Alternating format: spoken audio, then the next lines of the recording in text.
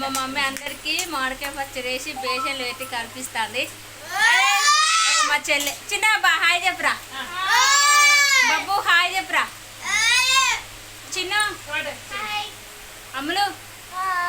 ఇంకా మా అక్కయ్య పెద్ద పాప, మా అక్కయ్య చిన్న పాప. చిన్న చెప్పురా. ఇక మా బాబు తెలుసు, ఇక మా పెద్దమ్మ, ఇక మా చెల్లె కొడుకు వీడు, మా అల్లరి కూడా మా కన్నయ్య గాడు. అమ్మ హాయ్ చెప్పు అమ్మ.